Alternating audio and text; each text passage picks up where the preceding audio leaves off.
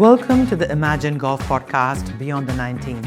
I'm your host Raj Narayan, and today we chat with Marshall Peter from marshallpeter.com. Marshall talks about Neuro Synchronology and unpacks the power of the mind and how balancing your conscious and subconscious mind could lead to high-performing teams. This is an amazing episode not to be missed. Hope you enjoy.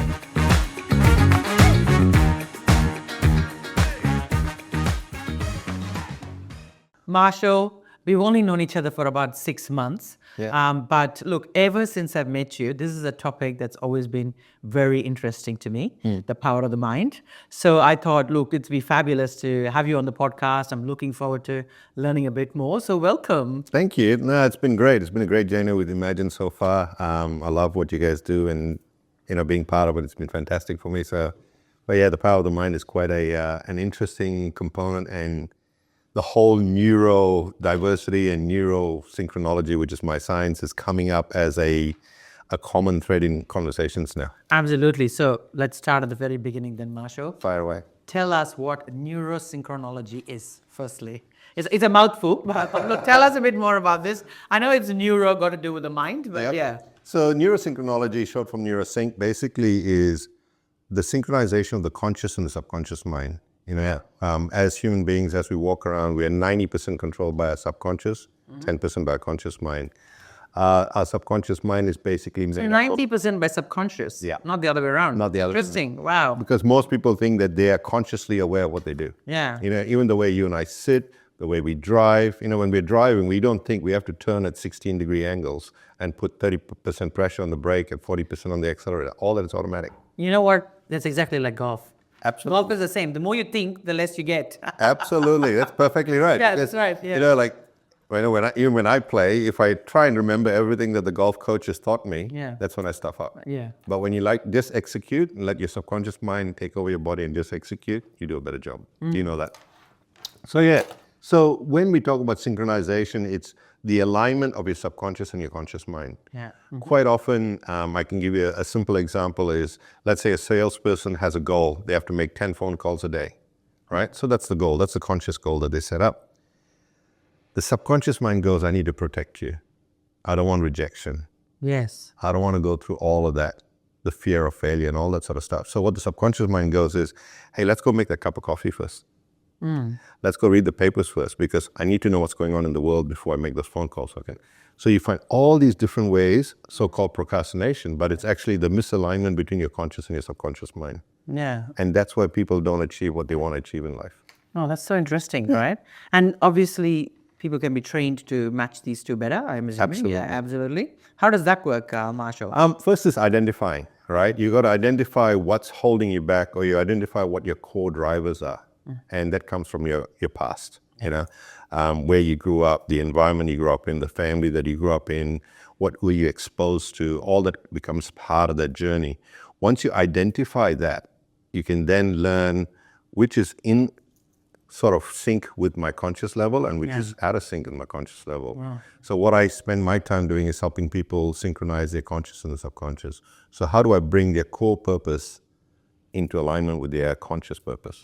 Yeah, wow, that's pretty interesting, actually, because for all of those Star Wars buffs there, I'm a big believer in the power of the mind, and I like to think that I've got a very strong mind. Yeah. But I actually think that even when I play matches and match play in golf, or whether it be a business decision, I always think most of the things are won or lost in your head. Absolutely. Right? Absolutely. That's what happens. And you see in Star Wars, you see the Jedi Knights and they move objects. And interestingly, that actually comes from old Hindu mythology, being of Indian origin, and same as you, comes out of Hindu mythology where they would, train their mind that they could move objects through the power of their mind. And that's what the, modern, movies have taken that over and called them the Jedi Knights. And it is, but it's a real thing, right? It is. Absolutely true that if you will yourself, you can make things happen. Yep. And I always say, sometimes I have chip-ins and stuff, and I manufactured shots, which I never have in normal stroke play that I can do in match play. Yeah. And a lot of the time, it's just because I have the fear of failure. I don't want to lose. I want to just win. So, and I've always been quite good at sales as well. Yep. Because most of my roles have been sales roles. I'm a good salesperson. and mostly because of the same reason. Yeah. I don't want to not hit my target. I don't want to not win. Yeah. So that motivates me to do things that I probably wouldn't normally do. So how much do you think that this power of the mind, it goes back into business and decisions? I mean, obviously you've said it's bringing the two, but are people inherently, some people just inherently strong mentally and some people not? And can everybody, rebalance that? How does that work? Because you have your own physiology and your own mentality as well. I'm going to answer that in two parts. First part is I'm going to compare you to Michael Jordan, the greatest basketballer of all time. Right? You can come back on the podcast anytime. So a lot of people don't know this about Michael Jordan, is that what motivated Michael, if you do enough research about his life, is that when he got actually kicked out of a basketball team. Yeah. He got kicked out of his That's right, in high school. He didn't make the high right? school basketball team. And that pain and that sorrow and anger that came out of that, he decided then and there that he would train harder than anybody could ever expect of him. Yeah. And that's what made Michael Jordan who he is today, right? So the fear of failing, of feeling that, I didn't achieve what I want to achieve, that's what drove him, which is similar to what you're talking about on a golf course, right? I don't want to not make that. I got to make that putt because I don't want to lose, right? Now, coming to entrepreneurs, CEOs, everyday walk of life people, can you train yourself to get yourself into the right state of mind to be able to achieve what you want to achieve? The short answer is yes. The long answer is yes, it takes training. Yeah. Just like going to a gym and building a muscle, your brain muscle has to be built the same way. Yeah. I'll give you a prime example. When people set goals, and I'm going to do it very sort of dramatically, when people set goals, you're in a goal-setting environment, and they set goals and they all just go down like this and they focus on their goals. Straight away, they failed. Even writing down the goals. Yeah, exactly. Because what happens is mentally they're already going, oh my God, this is so serious, this is so hard, right? But if you take that same person, ask them to write the goal down on a whiteboard, their physiology is different, which means the way they feel is different, which means the association that the brain has to the goal, totally different. So it's understanding that and knowing how our physiology actually affects the way we think as well. So anyone who wants to change the way they achieve in life, it's a strategy and a process. It's not luck. You're not born a winner. Yeah. You're born with certain skills, and then that skills are sort of developed in the environment that you grow up in, and that manifests out in life. The book, The Secret, they talk about manifesting and all that. Some people can manifest really well. Kids manifest faster than adults do because they don't have the filters of life. Yeah. So we've untrained ourselves how to be good manifestors. We've literally put all these blocks and filters. In that movie, Shrek, he talks about onions. We've got a lot of layers. Oh, layers of the onions, people. We've got to get those layers out. And when we start peeling those layers, all of a sudden you find that suddenly, hey, hold on, is that what I really wanted? Yeah. And then when that starts coming out, then you identify who you really are and what you really want. So the answer to your question is yes, it is a trained skill. To be successful, it is a trained skill. Yeah. You and I have very similar backgrounds growing up in India, and our resilience factor is different because what we had. Because we've gone through the hardship. Yeah. I always say, at my daughter's school, they keep talking about, building resilience in their girls and building this, capability. And I always say it's really hard to build resilience when you've never faced any hardship. Yeah. When you're living, in the North Shore of Sydney, we're driving around to your school and back, and it's very, very hard. And even if they have, I'm not saying they're not resilient, she's quite tough and resilient, but it's still not the same as the resilience, for example, I would have with someone who's actually faced a lot of hardship or gone through various life experiences because, being tough is built through experiences as well. Yeah. We were talking earlier about working hard. I remember as a 11-year-old kid, we had to wake up at 3 o'clock in the morning and go out to the hand pump and pump water for the family. Because 3 o'clock in the morning, no one else was there. The corporation, or an Indian corporation, used to let the water out, and we used to hand pump water for the family, my brother and myself. And if you go at 9 a.m., there's no water. And there's no water, and it's been there. So that builds mental muscle. So for me today, hard work is normal. Yeah. Like for me, working 18 hours a day, 19 hours a day, it's nothing big about it. It's not a big issue. Whereas if you're not used to that, then it becomes a big issue. My son, every now and then, he's training to be an athlete, and he goes, Dad, why are you pushing me? Sometimes I push him a little bit harder. I said, mate, I ain't pushing you half as hard as the world would. Yeah. When you go out there in a real athletics meet or you go up to nationals and internationals and stuff like that, the pressure you're going to face there is tenfold what I'm going to give you. And so you got to get used to it, build that mental muscle of getting that pressure. Absolutely. It's like Tiger Woods and how his dad, just about as he's about to putt, he'd clink his coins. Yep. Like he'll talk in the middle of his putt or his shot. And he used to say, you better get used to having an audience, having people. Like it's not going to be pin drop silence. Yeah. So you can actually perform under any kind of pressure.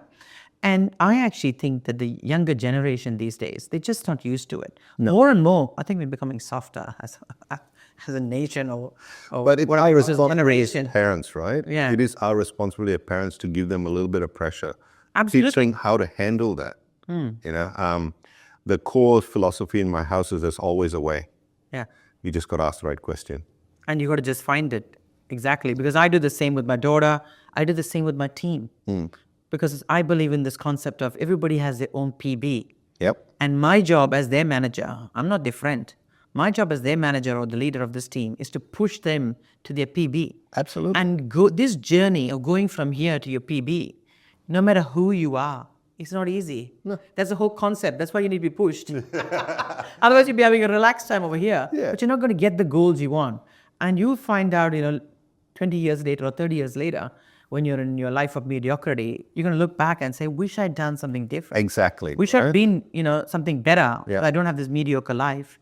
And I always say the people who work really hard in their 20s and their 30s, they're the one who are enjoying their 40s and their 50s. And the people who are having a cruisy time, partying and drinking, well, they're doing manual labor jobs in their 50s. Absolutely. They're packing shelves. That's what I think. I got this philosophy that I normally draw up on a board, which basically says when we're born, from 0 to 6, as kids, we learn from parents. Yeah. They are our mentors. They are our gurus. We learn. Then from 6 to 13, we compare that because we're out in the open world. We go to Johnny's house next door and say, oh, Johnny's parents let him do this and he lets him jump on the couch and blah, blah, blah. So they do the comparison. Yeah.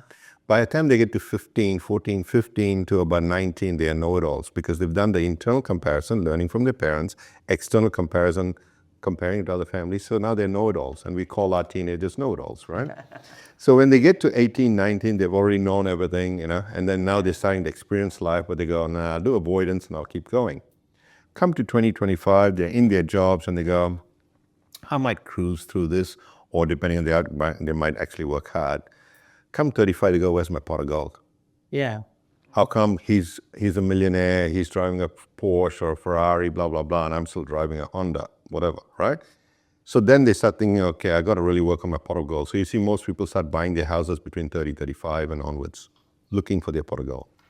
Come to 55, if they don't really apply themselves, they don't have their pot of gold at 55. Yeah. Right? And that's when they start panicking. So we have a choice in our lives as to where we decide to apply ourselves. So coming back to what we were talking about earlier is, when can a person change, if a person can change to apply themselves? It's about what you want in life and more so what you want to provide to people around you in your life. It's about the greater good, not just about yourself. Yeah, interesting. And when you talk about PBs, I'm working with 4 athletes. Some are going to the World Juniors right now. I don't tell them about beating the person next to them. It's about achieving a PB every time. Yes. It's crazy you have the same concept, because I tell my kids, all you want to do is achieve your PB every time you perform. Yeah. If you achieve your PB every time you perform, you're going to win. Exactly. And I think I was seeing on YouTube the other day, one of his girls, like she's running this running race, and she comes in, and she actually comes in third, and she starts screaming and celebrating and running around. And people go, you lost, you came in third, but she hit her PB, and she was so excited about her PB. And the reason I say the PB as well is everybody's PB is different. Yeah. I always say, say I can get 95.5 in an exam.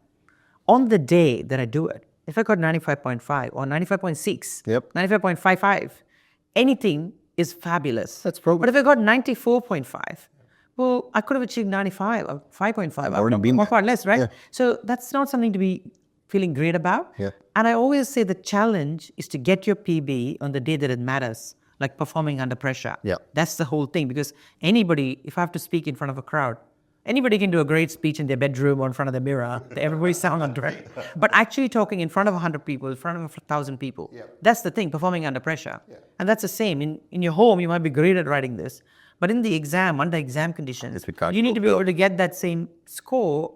Otherwise, I mean, the world will not end, but you just wouldn't have hit your best potential. yeah, exactly. Your personal potential. Like, so you're leaving something on the table and you just walked away. And that, in my mind, that is equal to mediocrity. Yeah. This is mediocrity. You see, so your definition of mediocrity is pretty cool, because your subconscious definition of mediocrity is, if I don't achieve better than I did last time, Yeah. I'm mediocre. Yeah. Right? Me as a kid, It's got its own separate issues. of course, we'll see a psychologist for that later. But Yeah. as a kid, I don't know why I came up with this thing is, if I'm mediocre, I'd rather be 6 foot under. Me too. All right? I'd That's rather always- die than be mediocre. I would wake up, as you know, I'm an insomniac, so I wake up at 3:30 a.m. Yeah. I could just be, I don't know, listening to music, watching TV. I jump out, and I do the same. Like in my business, I carry targets as well. So I always say I'm the number one salesman. Of course. And every month, if I'm nowhere near my target, sometimes I travel a lot. I'm doing other activity, running the business. So it's hard to be just as good as sales when you're not doing that 100% of the time. Absolutely. But still, I do not like not hitting a target. And as a salesperson, there's fluctuations. Nobody hits their target every month. No. There's always a little movement, and that's the nature of sales. There's ups and downs. But I rarely ever finish the month without hitting my target. And if I do, I would have died trying. That's my thing, right? Sometimes it happens, shit happens. But you have to, my policy is I died trying. I've not left a single stone unturned. That's that's the same thing I talk to my son as well. Because when you talk about yourself, your kids don't really want to, so you talk about them. And I tell my son all the time is, I don't care what your results are. I just want you to tell me that you gave you 100%. Yeah.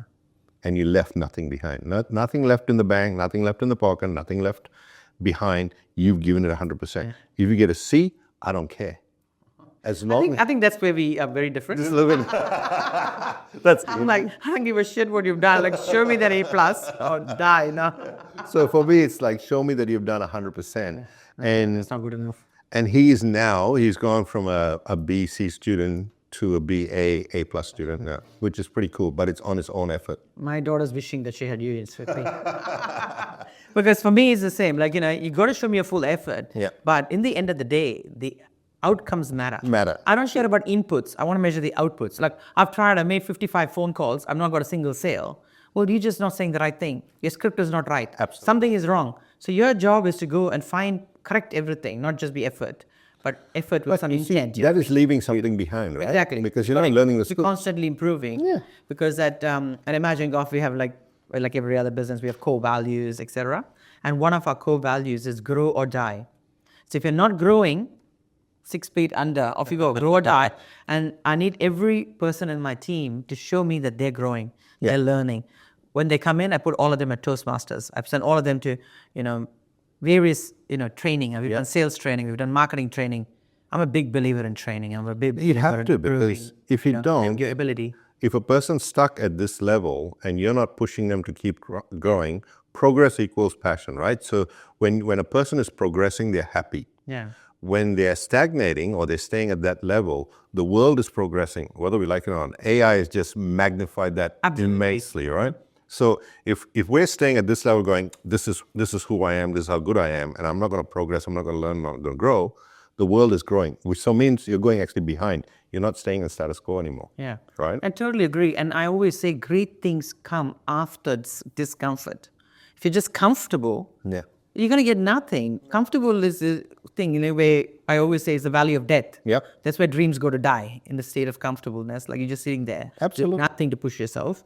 Eventually, it may not, that day you may feel good, but eventually you will be behind. It doesn't... Everybody else will pass you by.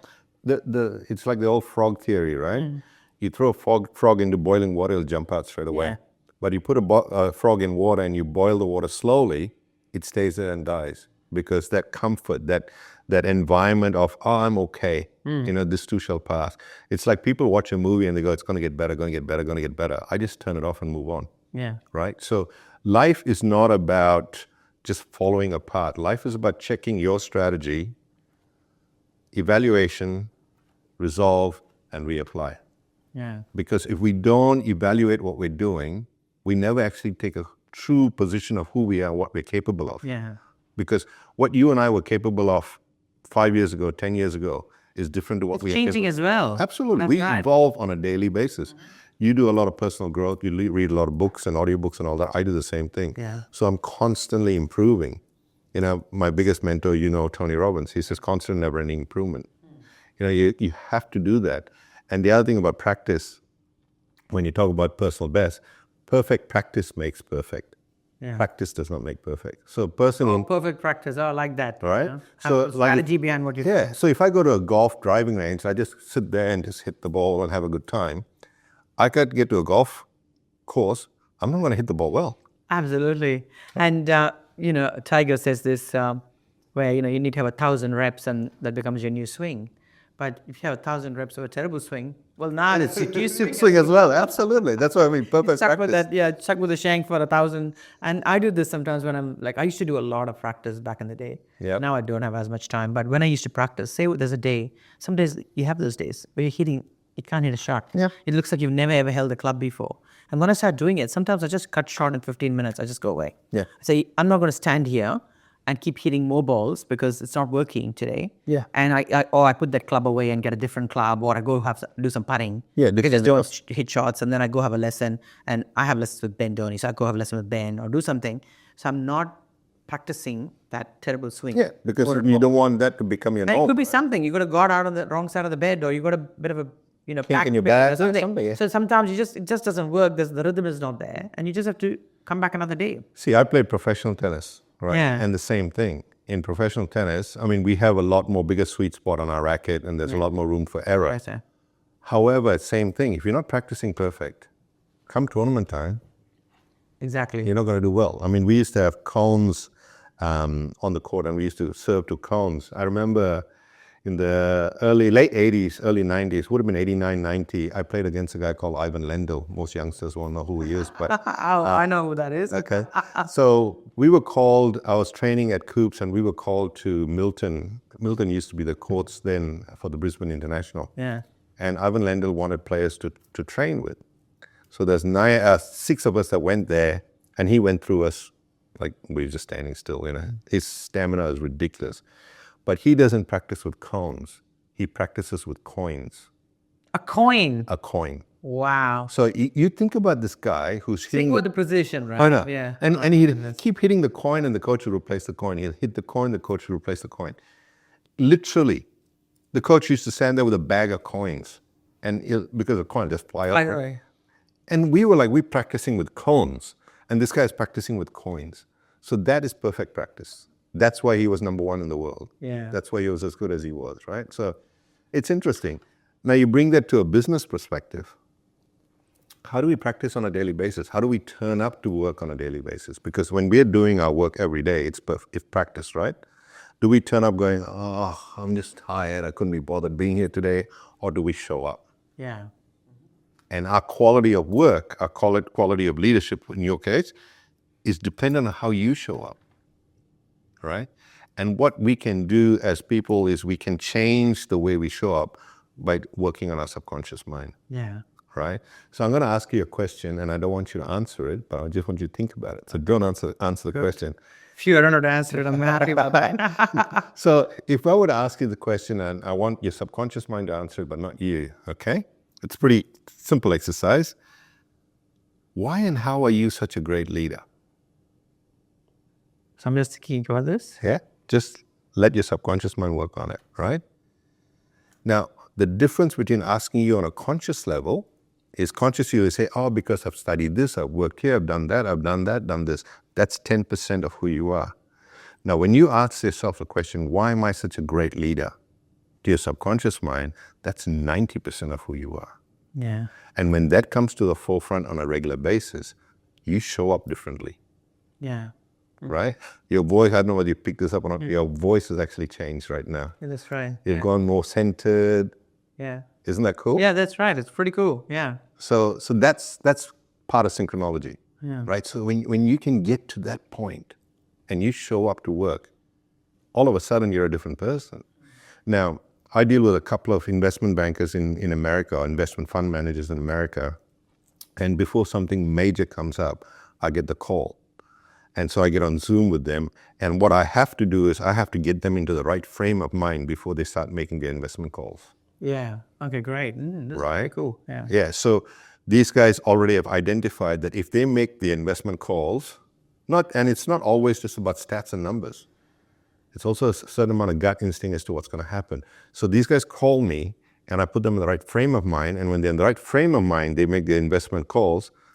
Their propensity of making a successful call goes up 90, 100%. It's crazy. Wow. And so Crazy. and that's why I have 2 phones and one phone's on at night, every night. Because these guys will call. I'll get a call in the middle of the night, 2 o'clock, 3 o'clock in the morning. Marshall, this has happened around the world. This is what we're going to do. Okay, cool. Wow, that's pretty cool, isn't it? Yeah. So that was a prime example. And you felt it then because I could tell by your voice changed. Yeah.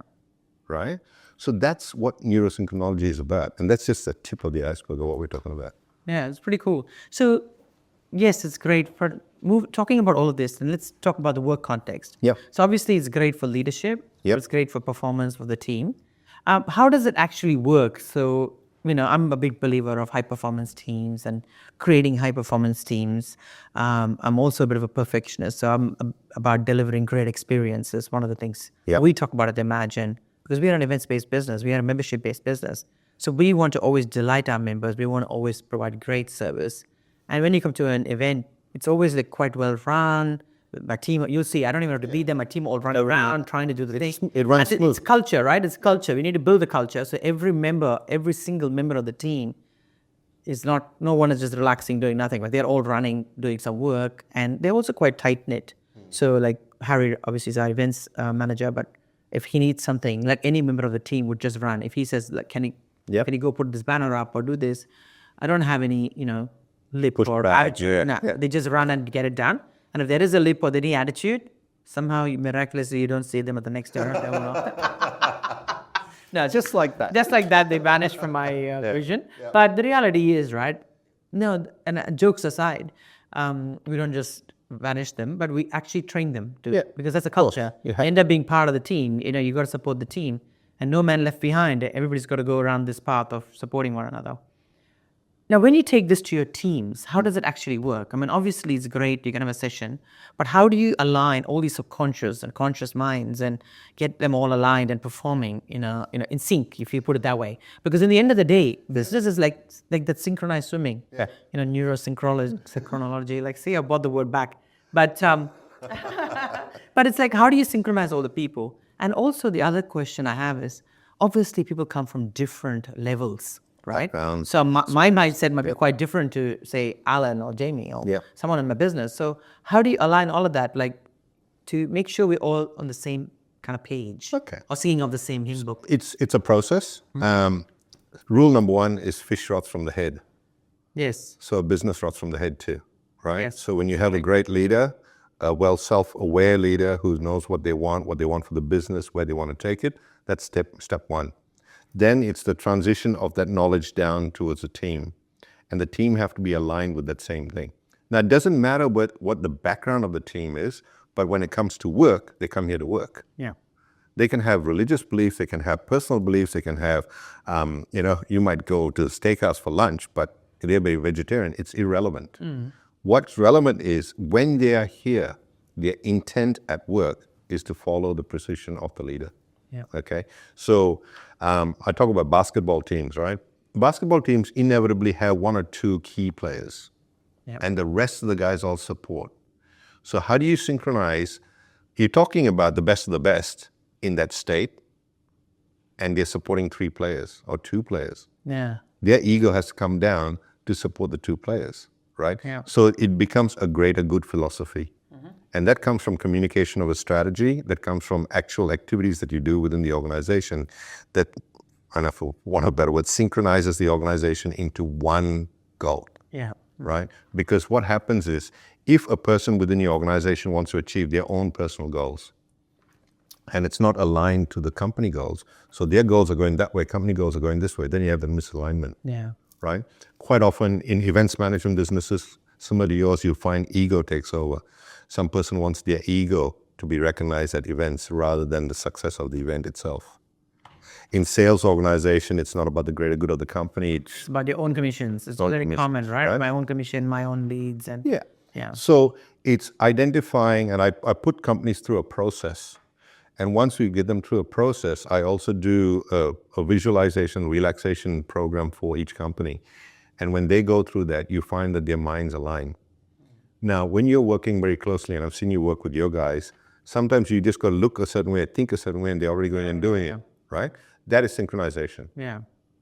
Family. We have that actually in Emajin, I've seen it. especially at our events. Like if I just look over there, they'll know what I'm supposed to do because if we just got that. Because that's now become automatic. That's part of, and they're wanting the same goal that you have, a smooth flowing event, an event that's successful. Yeah. Because I love one of the things that we've chatted about, not here, but before, is you measure yourself based on your renewals, not on your sales. Exactly. And I love that because that gives your organization the purpose and the intent that we want to service the crap out of our clients, that they want to stay with us. Yeah. We want to give them experiences that they don't face anywhere else.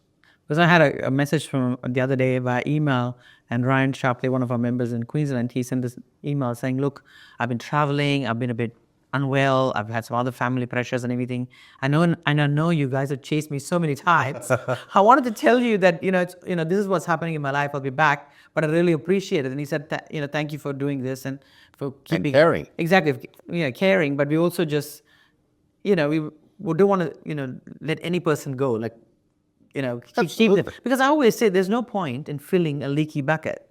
You got to provide that service. You got to retain the people you have and delight them, really. Absolutely. Because our business, we've had a lot of growth. We've been lucky to have a lot of growth.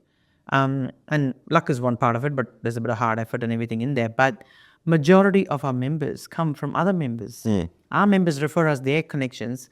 And I always say, any golfer has a 4-ball. He's playing with 3 other golfers out there in the universe. Yeah. So it's just a matter of engaging them within our community. Absolutely. So that's, big referrals is a big part of how any business grows, including ours. And we are a networking business, so referrals should be one of the big ways we grow. But it's not that easy to get because even though people might be delighted, they've got to now welcome their other friends. And also sometimes, even if you're delighted, it's really good to reinforce that again and again. So one of the things that I'm watching this article right now, and it's really quick, I'll send it to you, but it's talking about where the world is today and what's going to happen in the next few years. And I just want to bring a personal experience for this podcast so that, it's something that your members can really look at. You know this about my past. In 2007, I lost 390 million in 27 days. Yeah. I wanted to kill myself. My goodness, that would be it's devastating. Right. I was on my way to being a billionaire. I was gross worth 800 million, dropped 390 net in 27 days. And I will literally want to kill myself. I get home, my wife was there, my ex-wife was there. She's drunk, took out a really nice bottle of wine, Grange, of all the ones, and drank it and just passed out. And there's my daughter, my 1-and-a-bit-year-old daughter, and I'm like, I have to survive. Yeah. I have to rebuild. And we're going to face in society, whether people believe it or not, a really tough time coming. Yeah. Mm-hmm. Resilience is so important right now. And to be resilient, you need to show up. You really need to be strong. Pardon me. You need to be strong and you need to have the right intent before you turn up to work. Yeah. Because as a leader, as a senior person in your business, if you don't have the right intent and you let the world affect you, that's going to filter down. Yeah. So it's really crucial that in the times coming, our near future, we as leaders have to be resilient. And we need to be able to handle that. Now, resilience is no different to a golf swing. You got to practice that. Yeah, totally agree. And sometimes as well, and the next question I'm going to ask you is about burnout. You know how people talk about burnout all the time? And we have talked about resilience. We have talked about working really, really hard. I always believe, success comes to those who work longer and harder than anybody else. Mm-hmm. But at the same time, when you have a team, not everybody has that similar level of resilience or even the ability. So when you push people, some people, they achieve greatness and some people, they actually struggle. Yeah. So you got to, as a leader, you also got to know who you can push more and less. So sometimes some of my, my stars, I push them harder than some of the others. Yeah. Because they can. Yeah. They are meant for great. They can handle it. Yeah. Some of these people are meant for to be, and I always say, I've got quite a young team. and I'm a big believer, I would rather catch an A player in this stage in their life, in this trajectory, rather than find someone who's paid the same amount but is coming at the end of their career. Yeah. They're a different resource. Absolutely. Because whatever the role is, whatever your budget is, What they bring is different. Yeah. I'd rather get someone who's a little bit less experienced, Yeah. who's a little bit more inexperienced, but has the aptitude and the intent. Yeah. That's what I'm saying. I always have attitude, who they are, what they're going to bring to the table, how committed they are and keen they are. Yeah. I also have golf, so people are keen automatically. It's not a boring business. Like, I have golf. That is an easy catch, right? They all love golf, and I'm like, we have these MVPs every month. I give out an MVP, Yep. and the most valued player, they get to choose where they want to go play golf. So whatever it is, like last year, 1 month, it was Al, and he said, I want to go to Royal Melbourne West. So I flew him to Melbourne, play Royal Melbourne, come back. Yep. So I do these for the MVPs. That's cool. So everybody wants to be the MVP. Yep. And it's not every day that someone of that age and that, are going to go play the number one golf club in Australia. And that's kind of what I do with my team. That is kind of what I call intrinsic motivation. Of course, they get paid, rem and commissions and stuff. But the reality is, how do you know? How do you protect from this burnout? Or can you? And how do you, manage the different levels that your team might be in? Because obviously they're all different people. So one of the things that I've designed and about is called the success factor. It's a quiz that people can take, and it gives you different percentages of what in 4 quadrants of how people behave. But to shorten that answer really quickly for you is, when you look at performers who can perform at this level and performers at that level, once again we go back to the PBs of them. Yeah. People achieve burnout when they're not motivated to do what they want to do. Now, motivation is a weird thing. Motive to take action. And when you set a goal and a person has to think about getting motivated, they're already gone. There's no use hiring them. You talked about intrinsic motivation. You don't have to invite Alan, do you like playing golf? He's like, I'm in. Yeah. Right? So likewise, when it comes to the person in recording this video, they're passionate about what they do. Yeah. If they have to sit there and go, let me get motivated about doing this. That's what I call the B player. Yeah. They will work there for about a year and then they'll get burnout. Yeah. Right? So it's identifying what they personally want to achieve in life and how do you align that with the company goals. So you've done that naturally by saying, okay, I'm going to hire golf players who love golf, and the company goals about playing the best courses in Australia and also throughout the world. It's easy to align them to that. But what if you get an admin person who works here who's not a golfer? And we do have that. I'll tell you, because we talked about the person shooting this video, and it's actually Steve. And I have Steve and Snigdha, who both work on my marketing team, who do a great job. All of that stuff you see about me on LinkedIn and Instagram, all those videos are edited by them. Neither of them are golfers. And yet, we had an event at Metropolitan Golf Club last month in Melbourne, and it was on a Monday, which is a public holiday in Sydney, but not a public holiday in Melbourne. Yeah. So we had 110 members playing in this event. It was a great event. And so we were, 3 of us, like me, Alan and Alex, were already there in Melbourne. I think maybe Ben was there. We were running this event. Yeah. And both of my marketing staff, one of them was there shooting videos, and the other Snigdha was working here, because it's a 2-person thing, because you shoot videos, then you got to send it all, and then the other person creates the video, edits and creates the video, stories and everything. So it actually works better as a 2. And both of them were working. Yeah. And they're the non-golfers of my business. Yeah. So and that's what I said. We've created this great teamwork because they didn't want to let the other members of the team down. So everybody was in it. So we kind of lucky that way. I think it's also about its contribution. When you are contributing as a team member to the greater success of something and you're part of that, it's no longer motivation. I agree. And I always say, there's a saying, it says, who is a leader? Someone who has followers. Yep. So in the end of the day, I think as a leader, your job is to sell the vision, get them, enthusiastic and engaged about where you're headed, the journey ahead and the destination. And that is what makes people go, you know what, I'm following you. Yep. And that is but there's no leader without a follower. Yeah. And this is why you look at the leaders of the world, you think, that guy is a leader and this guy was the leader. Yes, they have followers. Anybody's a leader who has followers. And for their followers, they're the leader. Yeah. True leadership is also, to add on to that, is an enabler. And you spoke about it when we first started, is how you enable people to achieve their personal best. Yes.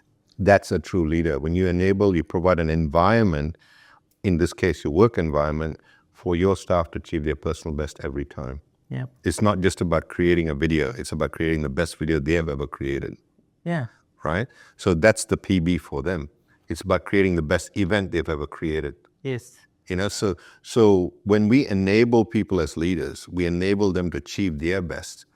Now, the really crucial part about that is when a person's achieving their personal best, the endorphins and all that comes, the dopamine. Absolutely. They hits feel is like- so happy. And that's kind of where we want to head. Yeah. And then their life is a happy, fulfilled life, Yeah. right? And that's when you have a good cohesive team. One of the things that the Chicago Bulls did when they won all those, I think it was 6 or 9 in a row, is that they used to do meditation together every day. Oh, fantastic. Every day. And that's what I do with some sporting teams too. And the beauty about that is they used to know where the other part of their team member was without even looking. Yeah. So Jordan will be here and he'll know That somebody's over there. Raka's there. He know exactly who's where. I wish I could do some meditation.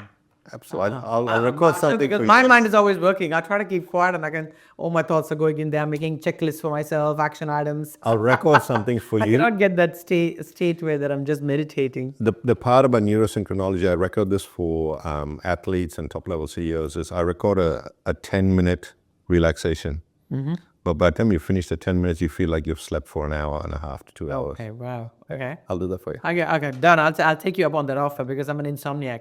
So I'm happy for the 10 minutes. I'm happy for the 10 minutes to give me feel like an 8 hours of sleep. Absolutely. Yeah. I will do that. So Marshall, it's been so good chatting with you. Thank you. And before we finish, I will have one last question for you. You work with a lot of leadership teams and the teams of staff, etc. So what is the one core question that you ask in your sessions of leaders and their teams?